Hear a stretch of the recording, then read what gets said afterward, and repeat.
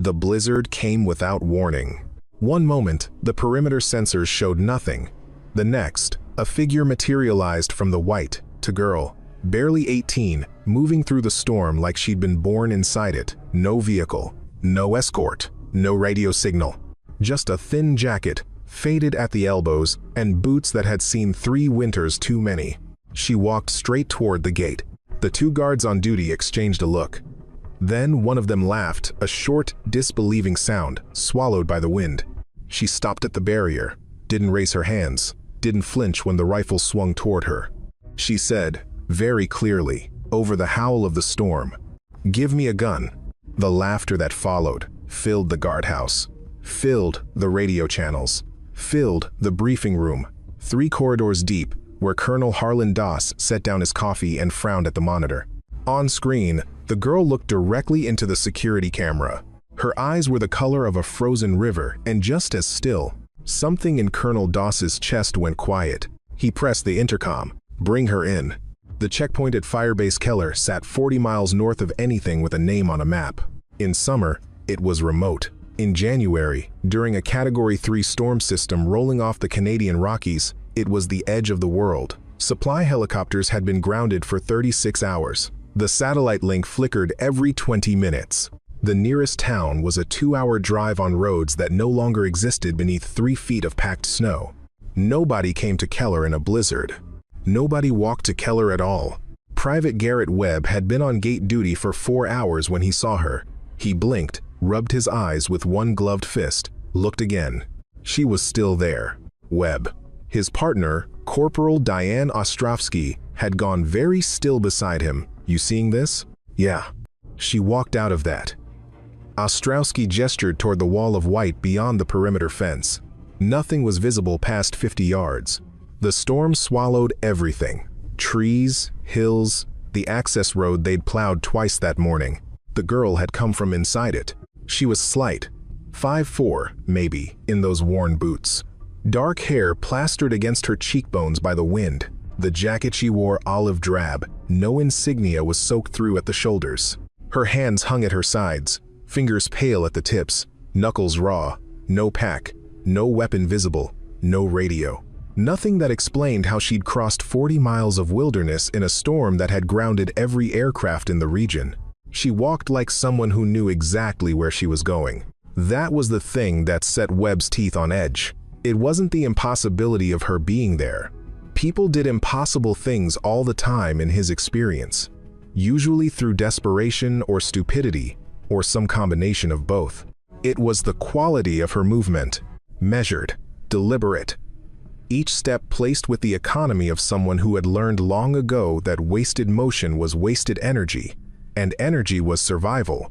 This was not a girl who had stumbled out of the wilderness. This was a girl who had walked through it on purpose. Webb stepped out of the booth. The cold hit him like a flat palm, even through the layers. Through the insulated gear that cost the taxpayers $400 a unit, the wind found him. He had to raise his voice over it. "Stop right there. Identify yourself." She stopped. Not because she was startled, because she decided to. "My name is Cora Vane." Her voice was steady, controlled in a way that didn't match her appearance. A girl who should be shaking, exhausted, hypothermic. "I need to speak with the commanding officer." Webb looked at Ostrowski. Ostrowski looked at Webb. "Ma'am," he said carefully, "this is a restricted military installation. You can't be here. How did you even—" "The access road is impassable," Cora said. "I came through the ridgeline, northeast approach. There's a gap in your sensor grid at bearing 047, approximately 60 meters from marker post 14. You might want to flag that." Silence. The wind screamed between them. Webb had been in the military for 6 years. He had stood guard at 3 different installations across 2 continents. He had dealt with civilian incursions before, confused hunters, conspiracy theorists, the occasional journalist trying their luck. None of them had opened with a detailed assessment of his facility's security vulnerabilities, delivered in the tone of someone reading items off a grocery list. Ostrowski had her hand on her radio before she'd consciously decided to reach for it. "Get the colonel," she said quietly. Her eyes hadn't left the girl.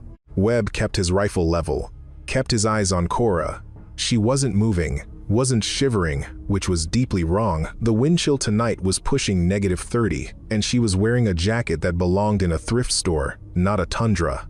Her gaze had drifted to the security camera mounted above the gate, a wide-angle unit, military-grade, positioned to cover the full approach from every angle. She looked at it the way someone looks at an old acquaintance, calm, recognizing. And then, just for a fraction of a second, so brief that Webb would later question whether he'd seen it at all, something moved behind her eyes. Not fear, not relief, calculation. They put her in conference room B. It was not a kind room. Fluorescent light harsh as an interrogation lamp, though it was simply the standard fixture, installed by someone who had never considered ambiance. A steel table, bolted to the floor. Chairs designed for function over comfort, their edges squared and unforgiving. A one-way mirror along the east wall that everyone in the room pretended not to notice, because acknowledging it would acknowledge that this was being recorded, and acknowledging that would change the dynamic in ways that nobody currently wanted to explore. Colonel Harlan Doss sat at the head of the table.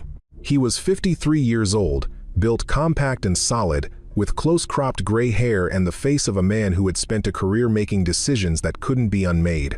He had been commanding Firebase Keller for 8 months, which meant he had spent 8 months in one of the most isolated military installations in North America doing work that did not officially exist. He was good at his job.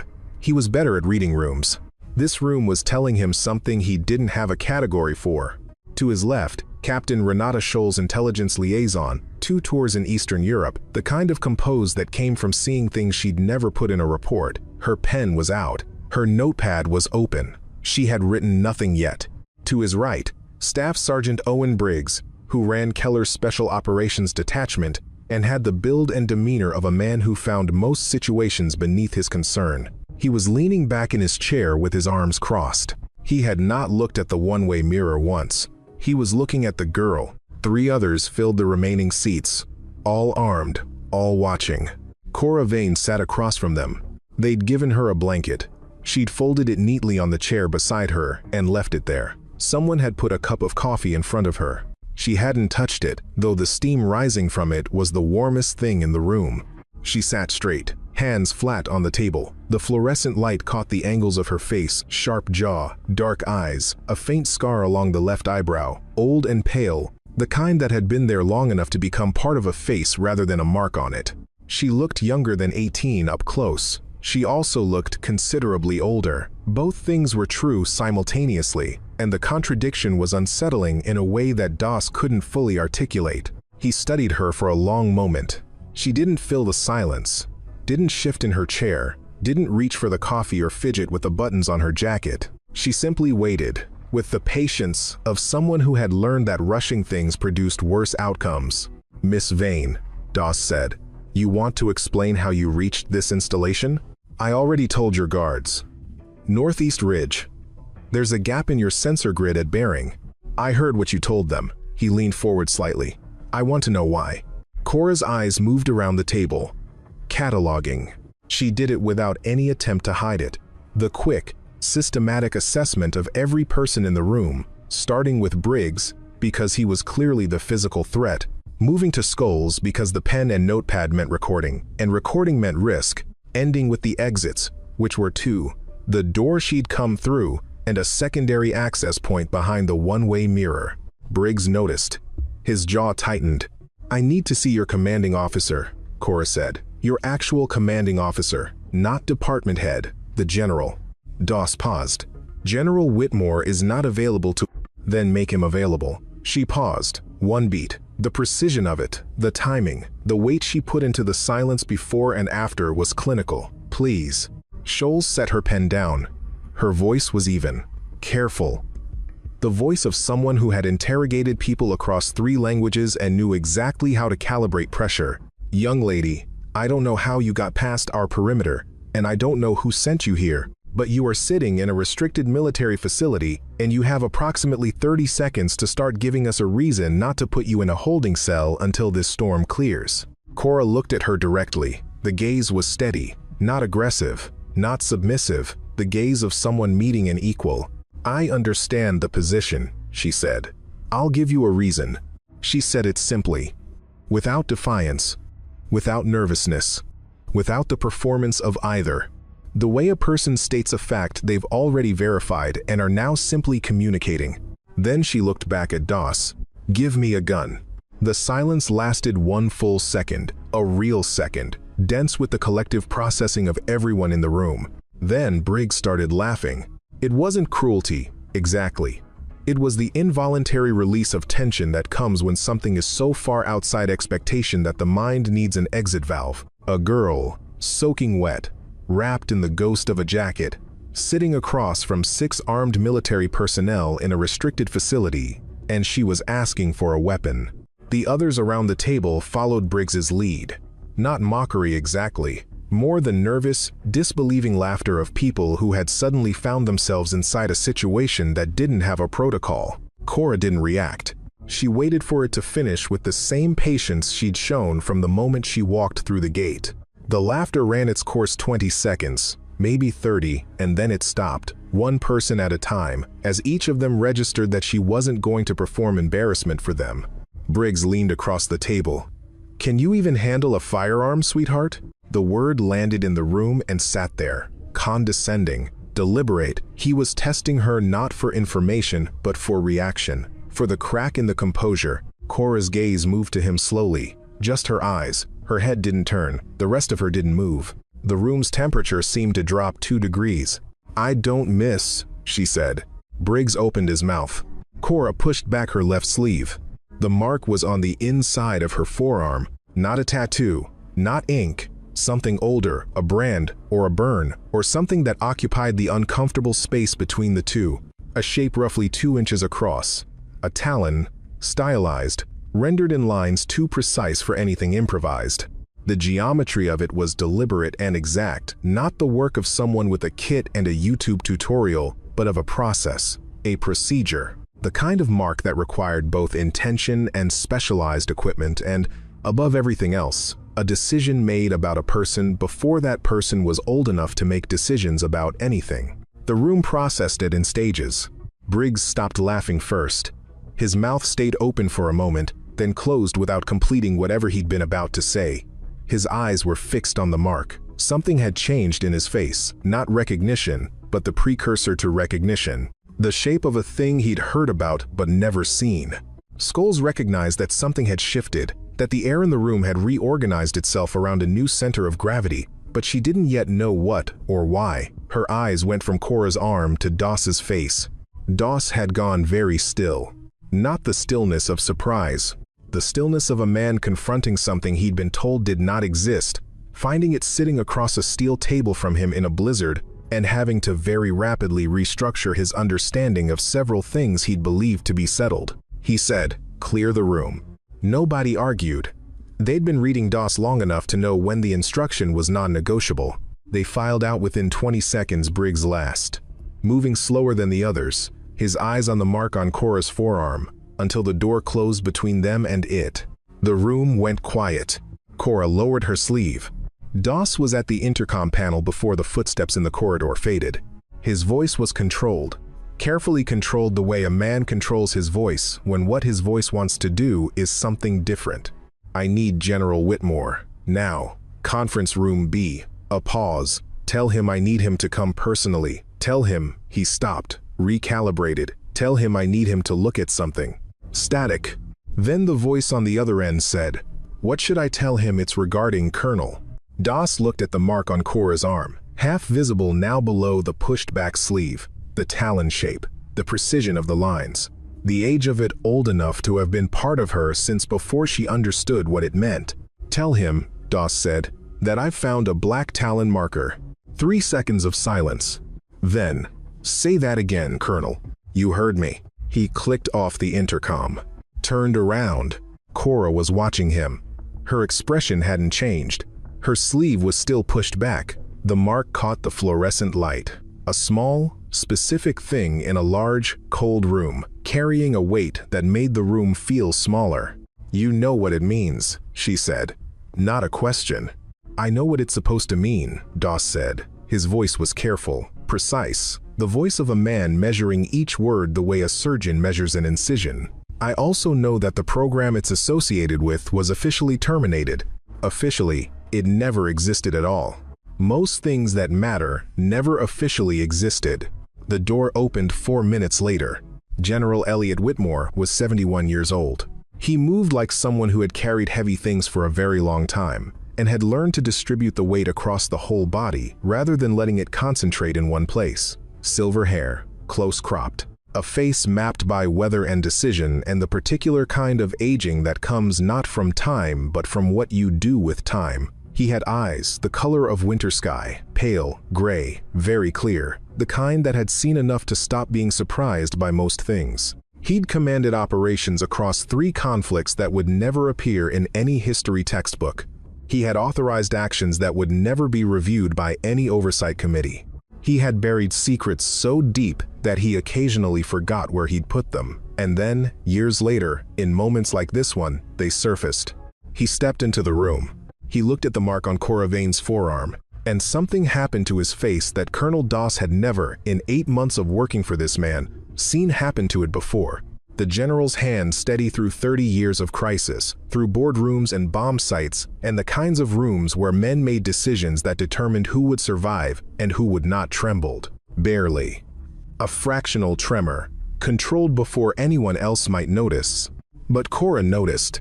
Whitmore crossed the room and sat down across from her. He moved slowly, not because of age, because he was giving himself time to decide how to approach what he was seeing. "Who sent you?" His voice was barely above a whisper. The whisper of a man addressing something he'd mourned. Cora looked at him, steadily, with those gray eyes that did not waver. "No one," she said. "I came on my own." "That's not possible." And yet, she glanced at the door. "Here I am." Whitmore was quiet for a long time. The fluorescent light hummed. Somewhere in the facility, a ventilation system cycled on, then off. "You're too young," he said finally. "The program ended before you were." He stopped. Something crossed his face. The reckoning of a man reaching a conclusion he has been resisting for some time, and finding he can no longer resist it without doing something dishonest. "Who are you?" he asked. Different question now. The colonel's question had been operational. This one was something else. Cora looked at him. Then, for the first time since she'd walked through the gate, she pulled her sleeve down, all the way, covering the mark, as if putting it away now that it had served its purpose, as if it was a key, not an identity. "I think," she said, "you already know." Her file didn't exist. Scholes had been running searches for 11 minutes by the time General Whitmore emerged from Conference Room B. 11 minutes. 6 databases. 4 different classification levels. 2 separate identity verification systems. She had run the name through civilian records, through military enrollment, through federal health registries, through school district databases that covered every county in the continental United States. 0 results. Not a record that had been sealed. Not a file marked classified that she lacked the clearance to open. 0. An absence so complete it was itself a kind of information. She typed the name again. Cora Vane. Checked alternate spellings. Vane, Vane, Vane. First name Cora, Cora, Cora. Nothing. Colonel. Scholes caught Doss in the hallway outside Conference Room B. Her voice was low. "There's no record of this girl anywhere. She doesn't exist on paper. Not in any system I can access, and I can access most of them." "I know." "That's not." She stopped herself, started again. "How does a person not exist? Even orphans have files. Even children born in the most remote circumstances have birth records, medical histories, school enrollment." "She grew up in a military care facility," Doss said quietly. He wasn't looking at Scholes. He was looking at the closed door of Conference Room B, one that also doesn't exist on paper. Scholes went still. "The facility was called Outpost Meridian," Doss said. "I only know the name because Whitmore just told me. It operated for approximately 12 years under a black budget allocation that was reclassified twice and finally deleted entirely when the program it supported was shut down." He paused. "The children there weren't educated. They were trained. The distinction matters. Education gives you knowledge and lets you decide what to do with it. Training gives you capability and tells you exactly what it's for." "Children," Scholes said. The word had weight. Orphans, or close enough. Children whose parents had died in operations so classified their identities were scrubbed from every accessible record. Or children whose parents had never appeared in any official record to begin with, because they, too, had been products of the program. He looked at her. Generation producing generation. It was the long-game version of what they started. Scholes was quiet for a moment. What program? Black Talon, Doss said. Inside conference room B, the lighting seemed less harsh now, or maybe Whitmore had simply stopped noticing it.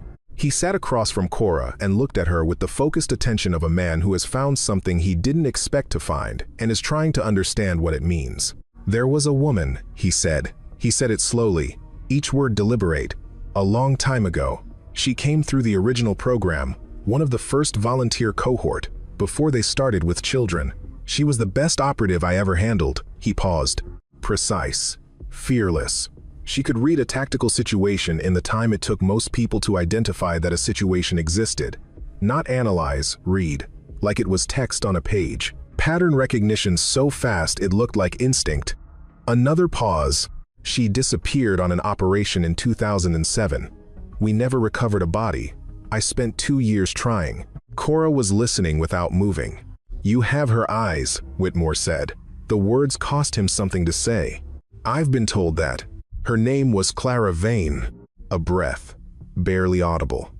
Cora's first visible reaction, a small tightening around her jaw, controlled before it could develop into anything fuller.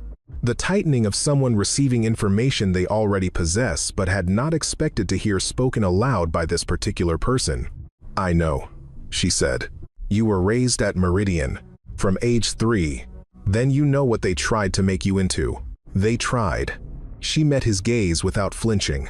I decided what I was going to be on my own. There's a difference between what someone shapes you for and what you choose to be. Whitmore looked at her for a long time, studying the architecture of her face, the sharp jaw, the discipline in her posture, the specific quality of her stillness, which was not passivity but readiness. The same quality Clara had possessed. The same ability to be present without advertising it, to exist in a room like a change in air pressure felt before seen. Why are you here? He asked. Because they're back, Cora said. The people who shut down Meridian. She said it evenly, without melodrama, the way someone states a fact that is dangerous and real. The people who killed my mother. Before Whitmore could respond, before the next question that was already forming in his expression, the facility's alarm system detonated the silence. Not a drill tone, not a perimeter alert. The deep, rhythmic pulse that every person in Firebase Keller had been trained to recognize and to treat as the one sound that meant everything changed. 3 short blasts. A pause. 3 more. Contact. Hostile force. Active engagement. Cora was already on her feet before the second sequence finished. They came from 2 directions simultaneously. That was the first thing Briggs noted, and it told him everything he needed to know about who he was dealing with. Amateur operations attacked from one direction. They massed force at a single point and pushed through. Experienced teams split and coordinated, because a target that has to defend 2 vectors simultaneously is a target whose attention is divided, and a divided target is a compromised target. These people were experienced. The north perimeter went dark. First sensors cut, not overloaded.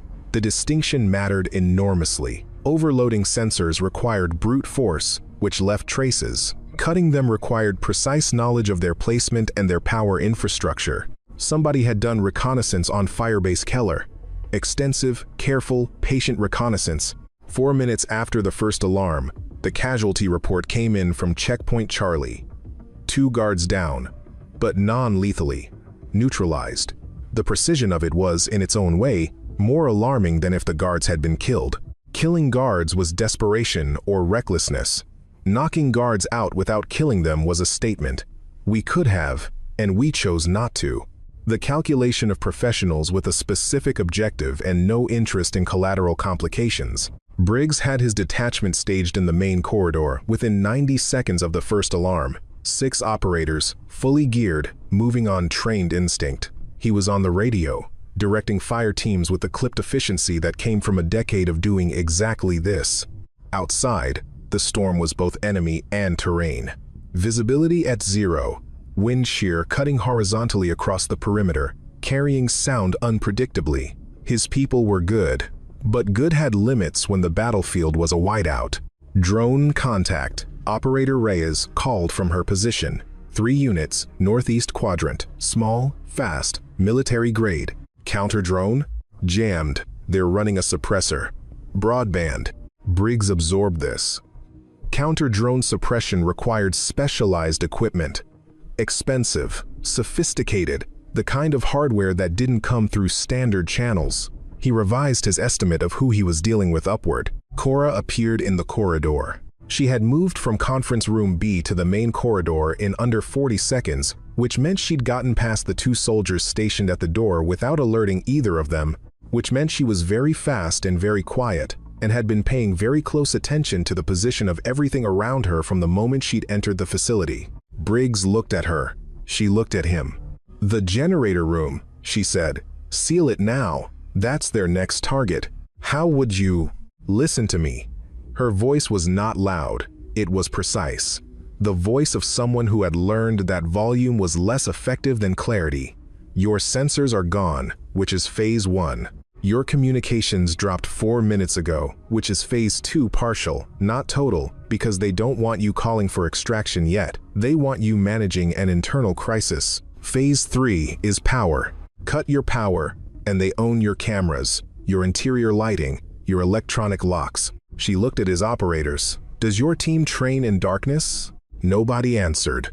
"They do," Cora said. Briggs stepped toward her. "You're a civilian in a live engagement, and you are going back to— Give me a gun." He stared at her.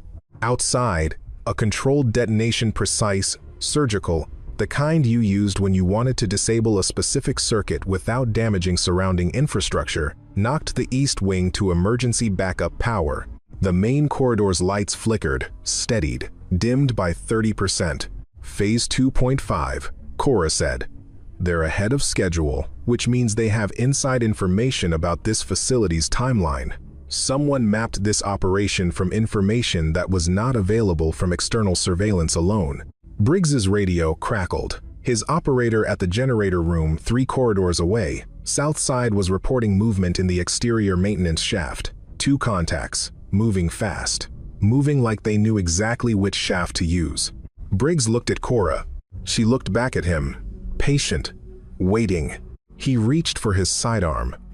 Not to give it to her, to draw it, to be armed and moving, because the situation had clearly advanced past the point where standing still was a viable option. She'd already taken it from his holster. It happened so cleanly that it took him 2 full seconds to register that his hand was now empty, not aggressive, not violent. A movement so economical, so geometrically precise, that it was almost difficult to be angry about. The way a person catches a falling object, the reaction time compressed, the motion complete, before the brain has finished processing the decision to move. She checked the chamber, checked the magazine, safety, balance, each action taking a half second, the sequence of a person so practiced that it was below conscious thought. She handed it back. "I need a rifle," she said. "Something with range. The sniper covering your northeast approach is approximately 400 meters out. In a zero visibility whiteout, the effective range of your standard sidearm is 20 meters. I need a rifle." Briggs held the sidearm. She'd returned to him. He looked at it, then at her. 3 full seconds. "Reyes," he said. "Give her your M110. She went out the east door alone. Nobody ordered it. Nobody authorized it in the sense that authorization was given and received and documented. She said she needed a shot from outside, and she needed it now, and before anyone could formulate an objection, she was moving toward the door. Briggs didn't stop her. He would spend a long time afterward wondering why, whether it was something she did, some quality in her movement that preempted objection, or whether some part of him had already reached a conclusion about her capabilities that his conscious mind hadn't quite caught up to yet. She checked the wind direction by watching the angle of the snow passing through the exterior light cone, adjusted her grip on the M110, pulled the door open. The storm hit her like a wall. -18 degrees, wind shear cutting horizontally. The snow no longer falling but moving horizontal, sideways, everywhere simultaneously. The exterior lights cast cones of yellow through the blowing white, enough to see the ground directly below, nothing beyond. 5 feet of visibility, 10 at most. Somewhere in that white, 400 meters northeast, was a trained sniper in concealment with a thermal scope and the patience of someone who had done this before. Briggs watched through the exterior camera feed. The image was degraded atmospheric interference, motion artifacts, the camera itself struggling with the conditions. But the feed was still running, and through the gray and white grain, he could see her. She walked to a position roughly 30 meters from the building. Stopped. She did not take cover. Did not crouch behind any of the exterior fixtures, the fuel storage unit, the generator housing, the concrete barriers positioned around the east entrance. She stood in the open, in the middle of the storm, upright, and raised the rifle. Everyone in the corridor who had access to a monitor was watching. "She's standing in the open," Operator Reyes said. The statement carried no judgment, only the flat disbelief of someone watching something that contradicted everything they'd been taught about survival in a contested environment. "She's going to get killed," someone said. Cora lowered herself to one knee. The rifle came up, stock against her shoulder, cheek to the stock, eye at the optic, everything aligned. She was completely still, not the stillness of bracing against the cold or the wind, but the deep, sourced stillness of a person who has found a place inside themselves that external conditions cannot reach. A place where the noise of the world, literal and otherwise, simply does not penetrate. In front of her was a white wall. Beyond it, invisible in every practical sense, was a person. A trained, experienced, lethal person who had chosen a position precisely because it was beyond visual range, beyond what any reasonable assessment of conditions would suggest was a viable shot. "You can't do this," Reyes said to herself, or to Cora, or to the monitor. "You can't take a 400-meter shot in these conditions. The wind alone, the variable drag, the atmospheric density, you'd have to compensate for factors you can't even measure from here." The rifle cracked. One shot, clean, unhurried, the sound swallowed by the wind almost immediately, leaving behind a silence that felt larger than the one before it. The monitor showed nothing for 3 seconds. Then Briggs's radio came alive. The fire team he deployed to the northeast perimeter, moving under thermal cover, working blind, was in the field. "Target down," the operator said. There was a pause, the kind that comes from genuine confusion. Single shot. From where did that come from? There's no viable firing position within how did. Briggs had no answer. On the monitor, Cora lowered the rifle, stood up, turned back toward the building with the same economy of movement she'd shown since the moment she arrived. She looked directly at the exterior camera. Then she walked inside. The briefing room was quiet when she entered Whitmore. Doss, Scholes, Briggs, others, the controlled chaos of the operation continuing around them, but paused in this particular pocket of space, gathered around a monitor, around the fact of what they'd just watched. She handed the rifle back to Reyes. "The sniper was using the water tower on the northeast ridge as a spatial anchor," she said.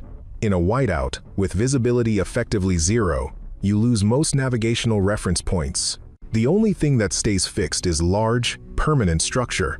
I calculated his most probable position relative to that anchor, adjusted for the wind pattern consistent at roughly 40 miles per hour out of the northwest tonight, which means a 3 to 4 degree windage correction, and added elevation compensation for the temperature differential affecting the round's behavior in flight." She paused.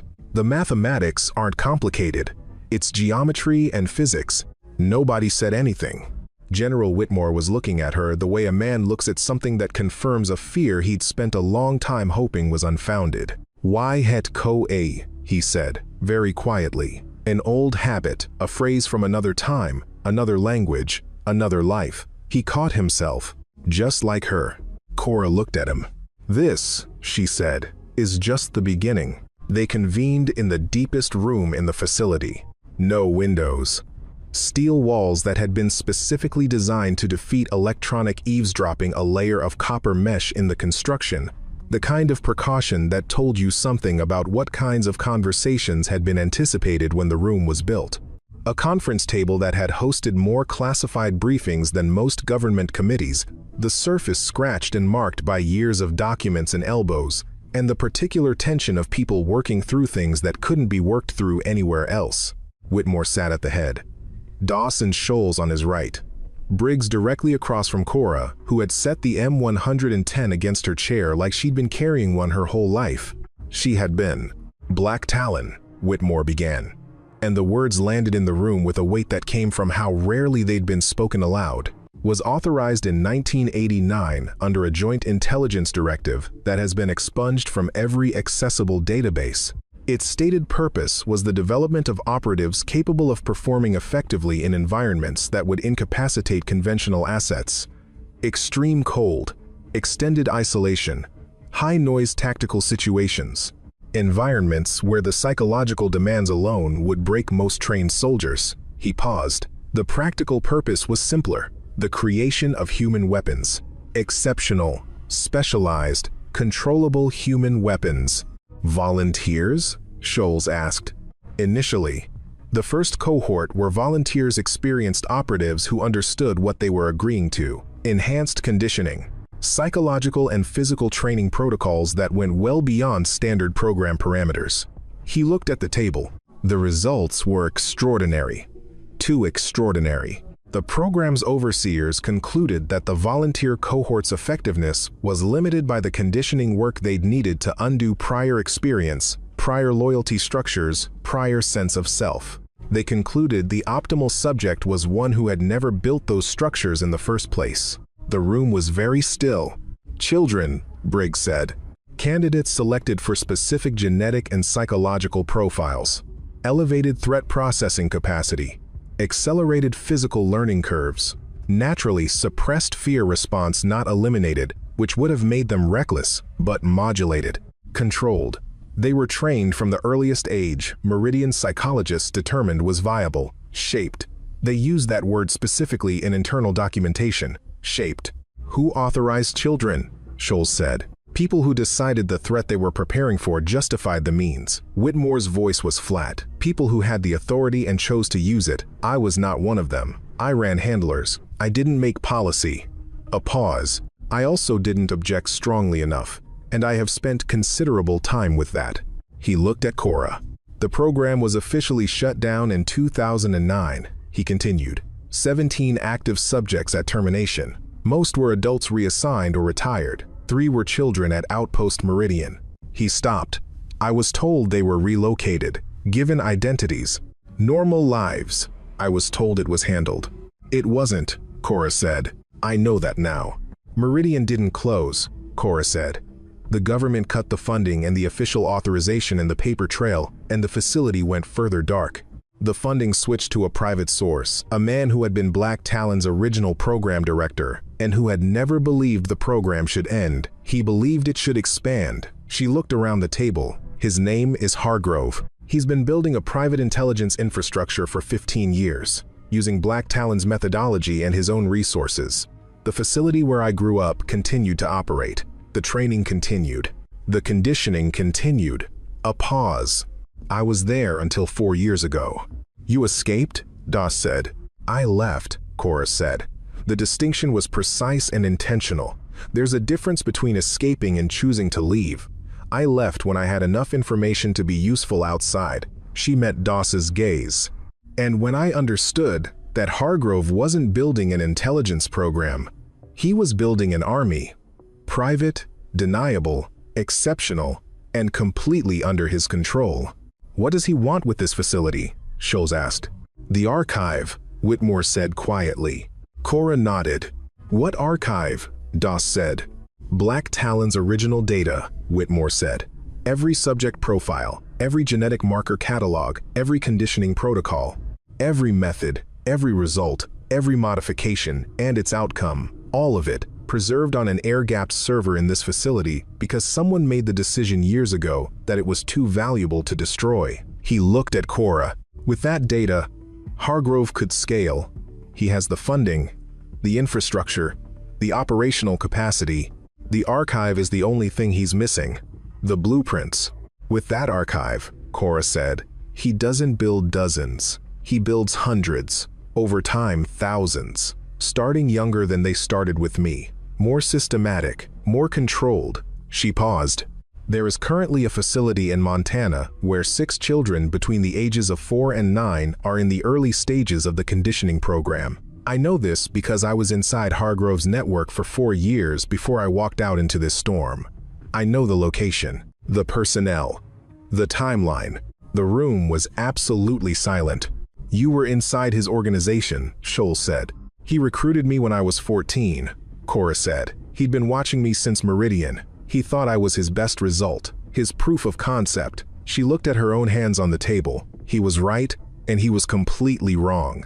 The counterattack took 18 minutes to plan and was executed in under 5. Cora and Briggs worked the tactical display with the friction and eventual efficiency of 2 people who had grown up speaking different dialects of the same language. She had the strategic picture Hargrove's playbook, his team's patterns, the specific logic of how they'd been trained to prosecute an operation of this type. Briggs had the facility knowledge, the personnel assessment, the operational detail that only came from being embedded in a place for months. Between them, they built a picture. 2 teams, Cora said, moving markers across the display. The North team is largely done, sensor suppression achieved, 2 of 3 communication objectives complete. They're now in a holding pattern, waiting for the East team to finish with the archive. The East team is here. She pointed to a junction in the maintenance corridor on the facility's eastern side. That corridor accesses the server infrastructure through the climate control junction. Here. Another point. From the junction to the archive server room is approximately 3 minutes at operational pace. Standard extraction protocol involves hardline access to copy the data, which under normal encryption would take 7 to 9 minutes. Hargrove's people have a bypass tool specifically designed for this system, which tells you they've had this operation planned for a long time. With the bypass, call it 4 minutes for extraction. You're saying we have a window, Briggs said. We have exactly the window between when they reach the junction and when extraction completes. If we're not at the junction when they arrive, we're managing the situation after the data is already copied, which is a fundamentally different problem. How do you know about our archive server specifically? The same way they know. Hargrove has been building a file on this facility for years. He had someone with access. She looked at Briggs steadily. Someone past or present. You should think about who. Briggs's jaw tightened. He filed it. Now was not the time. What do we need?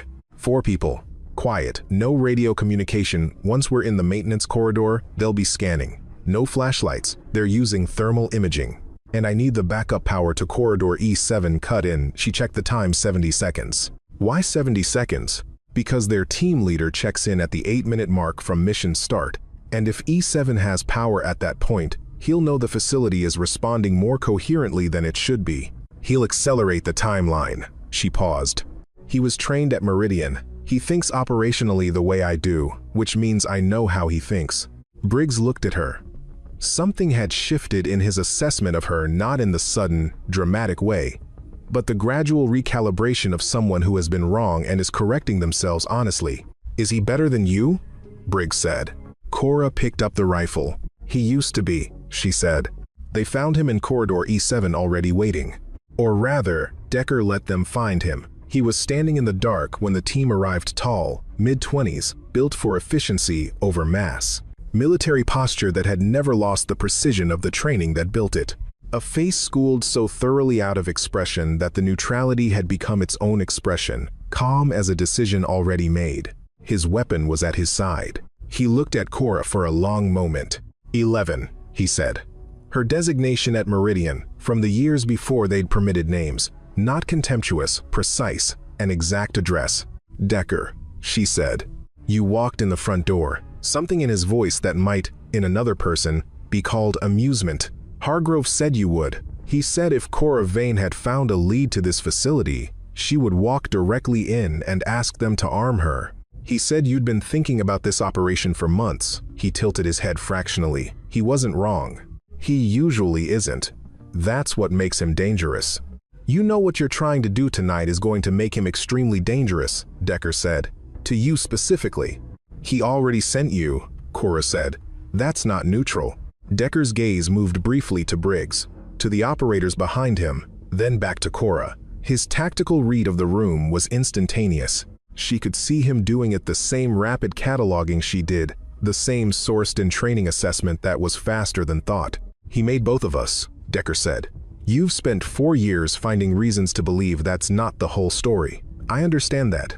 I've had the same thoughts. A pause. But what you did with that sniper tonight? I chose to use it to protect people, Cora said. You are exactly what he built. The choices you make with it don't change what it is. They change what I am. She looked at him steadily. And what you are. You're standing in a corridor with your weapon at your side, having a conversation, instead of completing a mission. That's a choice, Decker. That's you, not Hargrove. Something moved across his face. Barely visible, but real. Behind Cora, Briggs held his position. He felt, very strongly, that this was not the moment to interject. Project Daughter, Decker said. The temperature in the corridor seemed to drop. That's what they called your file, he continued. All the rest of us were designations, numbers, categories, operational codes. Your file had a name, Project Daughter. He paused, because Clara Vane wasn't just a subject profile. She was the proof of concept, the gold standard. Every conditioning protocol, every genetic marker, every capability the program was trying to replicate, she was the embodiment of all of it. When she died, Hargrove kept everything. Her full genetic profile, her complete psychological assessment, her capability benchmarks. He looked at Cora.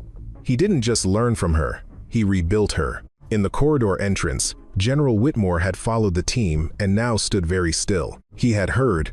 He stood with his hands at his sides and heard it, and something in his face was the face of a man receiving a confirmation he'd already suspected and hoped was wrong. Cora's face hadn't changed. Or rather, it had changed the way the face of a very controlled person changes when something reaches the part of them that control can't fully reach. A tightening at the corners of the eyes. A fractional tightening of the jaw. The marks of something absorbed and contained. She was a real person, Cora said. Her voice was quiet. Whatever they put in a file, whatever they extracted and cataloged and used, she was a real person. She chose what she became. That's mine. What she chose is mine. She also died for it, Decker said. Then she knew the stakes. Cora raised the rifle. Not aimed, just present. A statement. And so do I. Decker looked at the weapon. At her face. At the corridor behind her, where Briggs and his operators waited. Hargrove has 12 people inside this facility, he said. You have 4. The archive. I don't care about the archive, Cora said. He blinked. The first unrehearsed reaction, genuine surprise crossing his face before he could process and file it. Then what? Him, she said. Ending the whole infrastructure. Not the archive, not this operation, Hargrove. His network, his facilities. She watched Decker's face. There are children at a facility in Montana right now. Younger than we were. You know this, Decker. You've been there. A long silence. If I give you what you need, Decker said slowly, I need to disappear. Completely. New identity, new location. Enough support to stay ahead of the people who will look for me. Done, Whitmore said from the corridor entrance. Everyone turned. The general walked forward into the emergency lighting, his face carrying the weight of everything he'd heard in the last 30 minutes. He looked at Decker for a moment, then at Cora. He said, Your mother chose to serve something larger than herself. Every day, that was her choice, and it was real, and it was hers. He stopped. I want you to know that about her. Cora looked at him. 3 seconds. I know, she said. I've known for a long time. The operation concluded at 0347 hours. Hargrove's 12 operators were contained non-lethally, with 3 exceptions documented carefully by Briggs in language that would survive review. The archive server room was secured.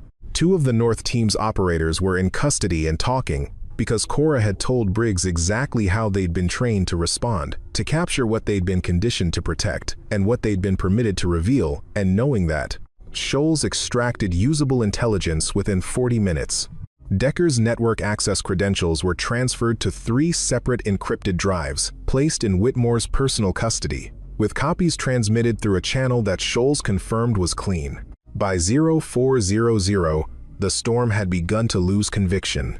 By 0430, the first gray light was pressing against the eastern sky, soft, cold, tentative. The light of early morning in the high north, which arrives cautiously, as if it has been somewhere difficult and isn't entirely sure of its welcome.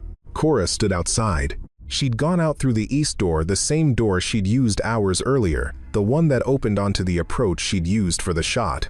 The storm's remains moved around her without commitment, the last of its strength spent. The snow underfoot was deep and undisturbed, except where the night had marked it.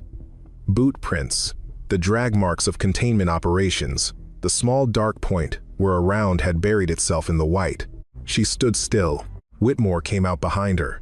He had her jacket, the worn olive drab one, dried at some point over a heating vent and held it out. She took it, put it on, straightened the collar with the automatic precision of habit. "You could stay," he said. "There's a legitimate place here for someone with your capabilities. We could build something official, authorization, resources, oversight. You wouldn't have to." "I know." She looked at the tree line to the east, where the light was beginning to separate trees from darkness. "That's not the work right now." "What's the work?" She was quiet for a moment. 6 children in Montana, she said, aged 4 to 9. Facility in a mountain valley that doesn't appear on any civilian map. 12 personnel, 2 of whom are original Meridian trained. The others are contractors, competent but not exceptional. She said it without arrogance. As assessment. "If I go in the next 24 hours, before Hargrove's people know tonight happened, I go and clean. After that, he'll lock the facility down and move the children, and I'll be tracking a moving target with incomplete intelligence." "You can't do that alone," Whitmore said. "I came here alone." She looked at him. "I walked through a Category 3 storm alone. I ran the counter-op tonight effectively alone." A pause. "Alone has its advantages. It's quiet. It doesn't require consensus. And it means if something goes wrong, the consequences fall on me and not on anyone else. If you take military assets, Hargrove locks it down," Doss said. He'd come outside as well, hands in his jacket pockets, breath visible in the cold. "She's right about that. He has a dead man's mechanism. We confirmed it from one of the operators Scholes turned. Biometric check-in every 6 hours, miss it, and the facility goes to emergency lockdown protocol." Whitmore looked at Doss. "She's thought this through," Doss said. "Not apologetically, as information." Whitmore turned back to Cora. "What do you need from me?" he said. 4 hours before anything gets reported through official channels. I need to be in the air and in position before the network knows what happened here tonight." She looked at him steadily. "And after that, when I come out with the children, I'll need somewhere to bring them. Somewhere that's real. Somewhere that will give them what Meridian didn't." "I can arrange that," Whitmore said. "I know you can." A pause. "That's partly why I came here." He looked at her. The light was growing slow, patient, the way light always returns after a long night. It caught the edges of her, the dark hair, the worn jacket, the particular quality of stillness that she carried everywhere she went. "And after the children?" he said. Cora looked at the horizon. "Decker gave me Hargrove's full network structure," she said. "Locations, assets, personnel, financial infrastructure. The facility in Montana is one node. There are others. Different countries, different cover organizations, different stages of operational readiness." She paused. "Hargrove isn't the only architect. He has backers, people who funded Black Talon's continuation, who protected it from oversight, who profit from what it produces." Her jaw set. "As long as those people exist, the program exists. The funding changes, the location changes, the methodology adapts, but the program continues." "You're going to dismantle all of it," Whitmore said. "Piece by piece." She turned to look at him. "I'm 18 years old, General. I have time." Whitmore reached into his jacket. He held out a card, matte black, no agency logo, no name. A single 10-digit number, printed in small, clean type. The kind of number that existed precisely because certain situations required contact that didn't create records. She took it, looked at it, slid it into the inside pocket of the jacket, close to her chest. "General," she said. She was quiet for a moment, working up to something. For the first time since she'd walked through the gate, she looked uncertain, not afraid, not weak, but uncertain in the way of someone touching something that matters. "My mother," she said. "When you knew her, was she?" She stopped. "Was she someone?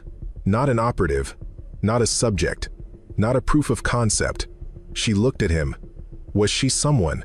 Whitmore was quiet for a long time. The wind moved the last of the storm's remnants between them, soft, almost gentle, the way hard things end. She was the most someone I ever knew, he said. Clara Vane walked into a room, and the room knew she was there, not because she performed it, but because she was genuinely present in a way most people aren't. She laughed at things that were actually funny, and didn't laugh at things that weren't. She argued when she thought she was right, and admitted it when she wasn't. He paused. She was afraid of loud music, and not afraid of anything that should actually frighten a person. She kept a terrible notebook full of words in languages she was trying to learn, most of them wrong, none of it discouraging her. Another pause. She was someone. Completely. Cora was very still. Then she nodded. Once. She turned and walked toward the tree line. Briggs had come outside. He stood at Whitmore's shoulder, watching her go. The two of them, the old general and the combat-seasoned sergeant, watched a girl who was 18 years old walk through the deep snow toward a tree line. In the early morning of a winter day, carrying nothing visible and everything invisible. She's going to do it, Briggs said. It wasn't a question. Yes, Whitmore said. And after Montana? After Montana, there's more. Whitmore watched her. There's always more. Is she enough? Whitmore thought about Clara Vane, who had been afraid of loud music and unafraid of the dark, who had kept a notebook full of wrong words and languages she was learning anyway. She's exactly enough, he said. At the tree line, Cora stopped. She turned back, not toward the people watching, but toward the sky. The east was fully light now, the storm gone entirely, the air crystalline and cold and clean. The light lay across the snow in long, even lines, the kind of morning that follows the hardest nights. She pulled back her left sleeve. The black Talon mark on her forearm caught the morning light. She looked at it for a moment, this thing they had put on her, this symbol of what they had intended her to be. She looked at it the way you look at something you have decided to keep on your own terms. Then she walked into the trees. The forest closed behind her. The snow, what remained of the storm, drifted soft and final across her footprints, covering them, white over white, until there was nothing left to mark where she had been. The archive sat in its sealed room, containing everything they had learned about making a human being into a weapon. It could not contain what happened when the weapon decided for itself what it was for. She'd been built from grief and ambition and science, and the long, cold patience of men who thought they could engineer the soul. They'd been right about most of it. They'd been wrong about the part that mattered. And somewhere north of Firebase Keller, moving through the first clean morning after the storm, a girl who didn't exist in any file on Earth was already calculating the distance to Montana. 6 children, 4 to 9 years old. Designations instead of names. They didn't know yet that someone was coming. She had already decided what she would tell them when she arrived. Your name is yours. It always was.